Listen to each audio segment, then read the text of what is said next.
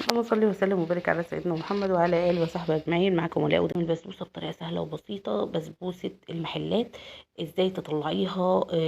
بص، بكل بساطه البسبوسه دي من الحاجات اللي ما كانتش بتنجح معايا خالص، بس يعني في تريكات كده في التسويه، وفي تريكات اول ما بتبتدي تشتغلي بيها هتلاقي البسبوسه طالعه معاكي ناجحه، وهتبقي يعني احسن واحده بتعملي بسبوسه. البسبوسه دي كانت يعني كنت بتعقد منها والله، وما كنتش بحب اعملها، وكانت دايما بيبقى فيها مشكله معايا. بس لما ظبطت الدنيا ومشيت على التعليمات بجد، الدنيا ظبطت. بصوا طالعه التسويه بتاعتها ممتازه، ويعني بصوا هي بتتكلم عن نفسها، وشربت الشربات بتاعها كله. طبعا تعرفي ازاي ان البسبوسه ناجحه معاكي؟ انا بصوا قطعتها وهي لسه دافيه والله، يعني سقيتها وقطعتها على طول.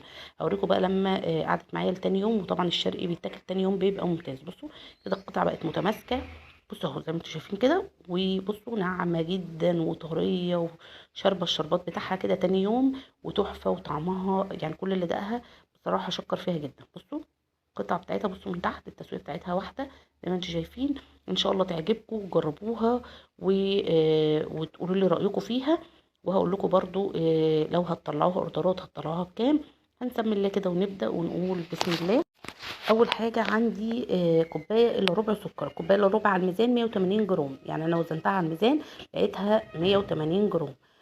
كوبايه الا ربع لبن برضو 180 جرام، يعني كوبايه الا ربع سكر، كوبايه الا ربع لبن، كوبايه الا ربع سمنه. انا دي كانت زبده عندي ومسيحاها. عايزه تستعملي سمنه بلدي، سمنه خليط، اللي انت عايزاه. اي نوع سمنه، زبده، حتى الزبده الصفراء. انا جربتها قبل كده على فكره بزبده صفراء وسيحتها، يعني خليتها بقى السمنه اللي هي زي فرن كده، كانت جايه لي اللي هي القوالب دي وطلعت ممتازه برضه. يعني ما تقفيش على حاجه، ما تعطليش نفسك يعني. تمام. كوبايه الا ربع سكر، كوبايه الا ربع سمنه، كوبايه الا ربع لبن، لو وزناهم على الميزان 180 جرام. تمام. هنحط عليهم معلقتين من عسل الجلوكوز. عسل الجلوكوز اللي هو التقيل، طبعا انتوا عارفين ان عسل الجلوكوز بيبقى جاي كده بالبرطمان. طب انت ما عندكيش ممكن تحطي معلقتين عسل نحل. طب ما عندكيش ممكن تحطي معلقتين من الشربات التقيل، يعني انت لو عندك شربات بتاع كنافه او اي حاجه تانية ممكن تاخدي منه معلقتين.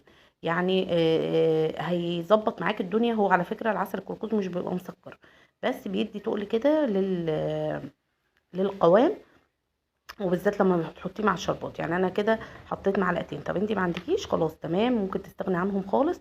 بس احنا بنعمل حاجه زي بتاعه المحلات. هرفعهم على النار يدفوا دفيان بسيط جدا، اللي هو العسل الجلوكوز بس يفك معايا ويبقى سلس اهو. بصي هو مش سخن ولا حاجه، يعني مش هحط الخليط ده سخن، اللي هو السكر مع العسل الجلوكوز مع اللبن مع السمنه. تمام. طيب جبت قد ايه؟ نص كيلو سميد بسبوسه. سميد البسبوسه من عند العطار، اللي هو الكيلو اللي مش عليه سكر. طبعا بتعرفيه ازاي؟ بيبقى لما تمسكيه كده الحبيبات بتاعته ما بيبقاش فيها دقيق، يعني بيبقى فيه حبيبات كده بتبقى متوسطه، مش ناعمه قوي ولا خشنه قوي، وبيبقى ما فيهاش دقيق في ايديكي، ما يعلمش دقيق في ايديكي. ده نوع بيبقى كويس جدا. في سنبله الفرات، وفي حاجات كتير قوي من الدقيق السومولينا او دقيق البسبوسه. بيبقى عند العطار هاتيه بالكيلو. هو انا كنت جايبه الكيلو ب40 جنيه، يعني النص هيبقى ب20. تمام. زي ما انتم شايفين كده بقلبه، هديله تقليبه كده. انت طبعا انت ما بتعجنيش البسبوسه، انت بس بتخلي السميد ويتغطى كله بكميه السمنه باللبن بالسكر بالجلوكوز اللي احنا رفعناه على النار، دفيناه تدفيه بسيطه جدا جدا زي رضعه البيبي كده. يا دوبك بس وانا بقلب الجلوكوز معايا فك، بدل ما هو كان نازل كده زي ما انتم شايفين من البرطمان صعب شويه. لا انا خليته بس بقى سلس معايا كده على ايه، على النار. وخدت زي ما هو دافي كده رحت مقلباه. بصوا انا ما بعجنش، انا بقلب بالراحه. وبصوا مش مجريه الفيديو عشان تعرفوا. انا كنت الاول بعمل البسبوسه دي بفضل اقلب فيها، كنت متخيله ان كل ما اقلب فيها كل ما هتطلع لي نتيجه كويسه. لا، طلع ان تقليب السميد كتير بينشف البسبوسه. لا بصوا اهي، كل ما تقلبها بالراحه كده هي تشرب بس ايه، السمنه، وتتغلف كلها بالمكونات بتاعتها. تمام. انا في المرحله دي شغلت الفرن عندي على درجه حراره 170، اللي هو اهدى حاجه، وفي الرف اللي في النص ومن تحت بس. تمام. طبعا انا جبت صاج اللي هو 27 في 7 و30، ولقيت الكميه دي قليله عليه. يعني انا هوريكم دلوقتي بعد ما صبيتها. طبعا انا على فكره انا بقلب بالراحه جدا، يعني انا بس انا مش مسرعه الفيديو قدامكم علشان تعرفوا انا عملت ايه. هو مجرد ما خلاص كده السميد شرب السمنه بتاعتي، خلاص كده تمام. دهنت الصاج وابتديت انزل الكميه دي كلها عندي في الصاج. بس بصراحه حسيت ان قطعه البسبوسه هتطلع معايا رقيقه جدا. فبعد ما جبت الصاج ودهنته رحت نقلاهم في صينيه كمان. بصوا اهو انا هوريها لكم برضو، عشان لو انت عايزه تعملي الكميه دي في صاج اللي هو مش الصاج الصغير، اللي هو اللي قبل 30 في 40 على طول، اللي هو 27 في 37. لقيت الكميه دي لا قليله، يعني يمكن لو كنت عملت كيلو الا ربع كان هيطلع معايا مظبوط قوي في الصاج ده. فعلشان تبقي عارفه هو انا هحطه دلوقتي فين؟ في صينيه مقاس 30، اللي هي بتاعه البسبوسه، اللي هي اكبر مقاس. تمام. هو انتوا عارفين الطقم بتاع الصواني بتاعه البسبوسه اللي هم بيبقوا 3 ده. انا جبت الصينيه الكبيره وابتديت بعد ما فردته كده زي ما انتم شايفين واديته تخبطتين كده، حسيت ان لا مش هينفع. فجبت الصينيه ودهنتها تاني وابتديت انقل فيها. طبعا انتوا لو خدتوا بالكم هتلاقوا ان كان اول مره وانا بصب الخليط بتاعي كان نازل معايا سلس كده وبيتفرد لوحده. طبعا دلوقتي هتحسوا انه تقيل شويه. طبعا كل ما بتقعد كل ما السميد بيشرب البسبوسه وبيشرب المكونات بتاعتنا، فتحس ان هي بصوا لازم انا افردها بنفسي، هتاخدوا بالكم يعني. فطبعا ده عشان انا ما فرق يعني نقلتها من هنا لهنا. فيعني قصدي ان انتوا تشتغلوا في البسبوسه على طول، وطبعا تكونوا مشغلين الفرن وخلاص. على كده هبتدي اعمل الشربات. طبعا انا دخلتها الفرن ومش هعمل الشربات غير في نص التسويه بتاعه البسبوسه. لما احس ان خلاص الحروف ابتدت تاخد لون من الجناب هبتدي اعمل الشربات بتاعي. الشربات قد ايه؟ كوبايه ونص من السكر، وزنهم تقريبا حوالي 350 جرام، يعني كوبايه ونص او كوبايه او كوبايتين الا ربع تقريبا، كوبايتين الا ربع هو وزنهم على الميزان. بيبقى 350. قد ايه بقى ميه؟ كوبايتين. تمام، يعني كوبايتين الا ربع بحط عليهم كوبايتين. ممكن تحط كوبايتين الا ربع برضو، بس عشان انا مش كنت حباها ان هو يبقى تقيل. طبعا شربات البسبوسه بيبقى خفيف شويه. وحطيت عليه معلقه واحده من عسل الكركوز، وده اختياري. ممكن في ناس ما بتحبش تحط عسل كركوز على شربات البسبوسه عشان ما يتقلش معاها، لان شربات البسبوسه بيبقى خفيف، يعني لازم تبقي عاملاه خفيف وبتسقيها وهي سخنه. وحطيت عليها معلقه من السمنه البلدي، بتنقل بقى الشربات يعني نقله تانية. حد كان بتاع بسبوسه يعني قال لي يعني عن الموضوع ده، قال لي لو انت عايزه تدي طعم وريحه كده للشربات والبسبوسه بتاعتك حطي معلقه كمان في التسويه. طب تمام.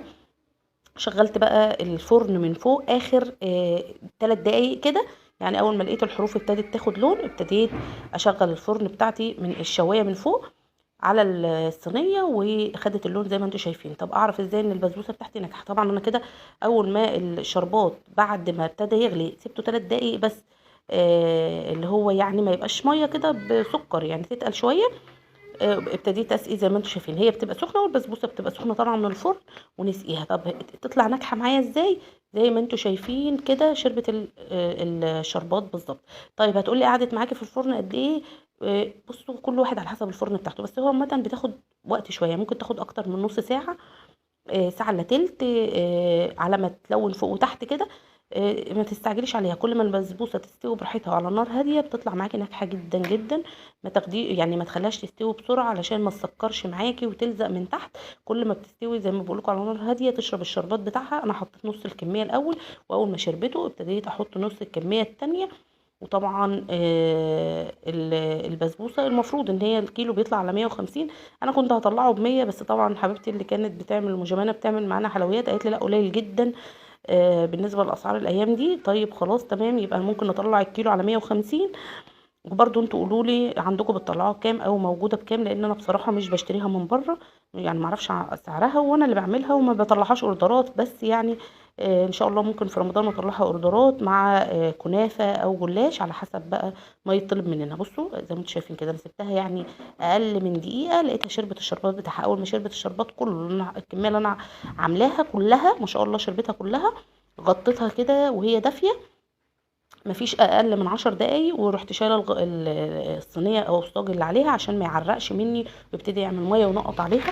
فهي بس تطرى كده معايا، وبعد كده يعني هوريها لكم في التقطيع وتحفه بجد والله العظيم. ان شاء الله تعجبكم، هستنى رايكم وتقولوا لي جربتوها ولا لا، ولو في طريقه احسن كده. بس عايزه اقول لكم ان الطريقه دي ناجحه معايا جدا، يعني مش اول مره اعملها وتطلع معايا بالطريقه دي كتسويه وكطعم تماسك. بصراحة حلوة جدا كمية الشربات بتشربها وتفضل زي ما انتوا شفتوا كده في اول الفيديو. ان شاء الله الطريقة دي هتعجبكم وتعتمدوها على طول. ودي كده وانا بقطعها والاحسن زي ما بقول لكم ان انتوا تسيبوها لتاني يوم هتطلع معاكم ممتازه. وشكرا ليكم، واستنوني في فيديو جاي ان شاء الله. هنعمل بقيه حلويات شرقي، وهنعمل كمان الفتره اللي جايه انا جاي لي اوردر عروسه كحك وبسكوت وبلوفور وقريبه. هبتدي اصور معاكم حاجه حاجه، وان شاء الله الحاجه تعجبكم. وشكرا ليكم، مع السلامه.